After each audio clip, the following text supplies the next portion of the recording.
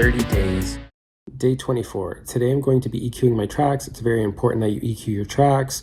You want to make sure that you don't have clashing of frequencies, and you want to make sure that your sounds are filled out, so EQ is very important for that. For EQ, just go through all of your tracks individually and start adjusting the EQ. Make sure you're listening to it with the tracks soloed and then all the tracks together to make sure that what you're EQing actually blends in with the rest of the mix. Otherwise, what you're doing is pointless.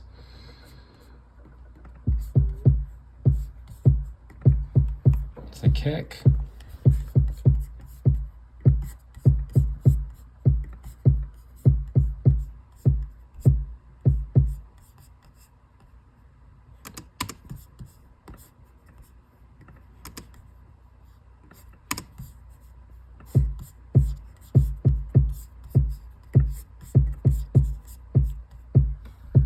EQ for the kick. Say I boosted around 60 hertz. It'll vary between whichever kick you're using. I cut around 200 hertz. I think that's where I boosted in the snare, so the snare will stick out when it comes out with the kick.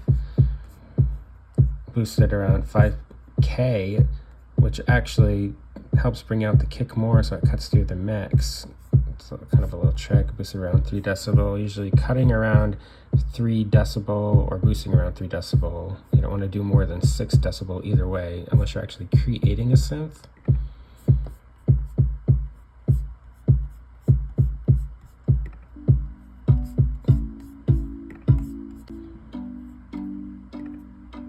Chord synth. This is not a very bassy synth, so I cut around 200 hertz and below. I just adjusted the slider to see where it was affecting it. When it stopped affecting the sound, that's where I cut. Creates more headroom. Then I just cut about 220 hertz and I boosted at 6K. And I'm constantly checking to see how it blends in with the rest of the sounds. This piano synth coming in. I cut around 242 hertz for that because there's no frequency below there, and I boosted around 6K.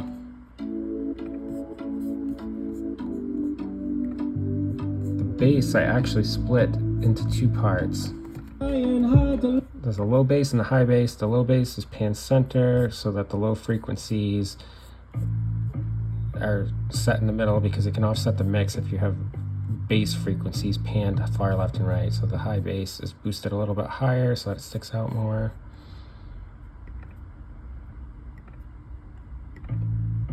We can bring up the EQ here.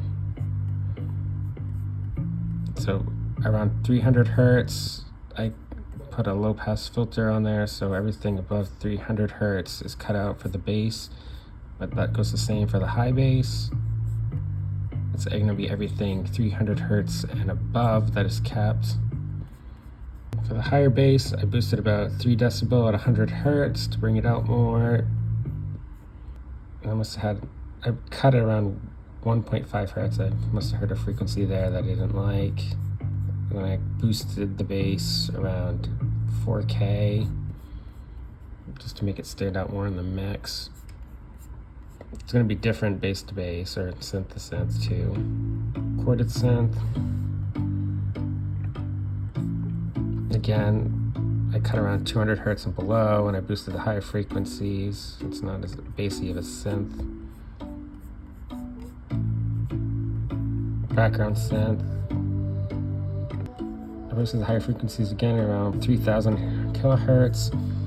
For this one though, because I had other layered background synths, I didn't boosted all the way up. I just did a little bump there. I didn't actually use a high shelf filter here to boost all the frequencies from 3K and above because I've done it on other tracks. I just wanted to boost it a little bit at 3K for this track. Snare I cut around 112 hertz and below. Did a little bump at 220 hertz to make it stick out. That's actually around where I cut for the bass frequency too. So that way, where it's boosting here and cut there, it'll cut through when it's playing with the bass. I did a high shelf boost around 4 kilohertz, around 2 decibel increase. Hi-hat. I boosted the higher frequencies to make it stick out. I cut out some weird sounding frequencies around 2.86 kilohertz. And I actually cut everything 600 hertz and below because I didn't hear any differences in the sound when I did that. I actually cut everything 600 hertz and below because I didn't feel any need for anything below there in the sound.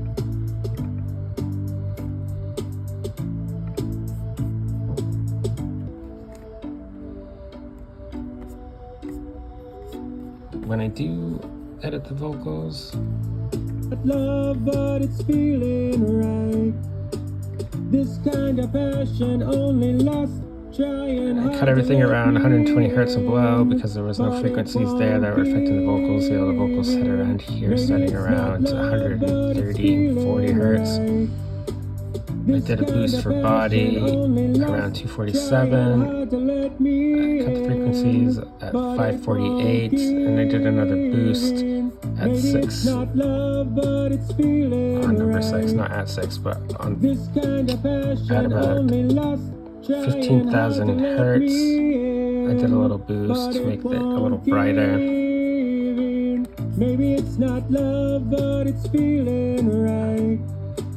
This kind of passion only lasts, trying hard to let me. For a reverb track, it's not love, but it's feeling right. This kind of passion only lasts, trying hard to let me in. But I did an EQ at 400 hertz and below. This clears up the mix so the reflections don't muddy up the mix. This kind of passion I actually have my deverb with a decay about 4.6 seconds. You can actually adjust the wet and dry settings too if you want your vocals to still sound wet but stay more forward in the mix. This kind of passion Take it out, see how dry it is. Trying hard to let me It's really wet. I usually keep it around 80%. Do that for all the vocal layers, it's going to be the same kind of idea.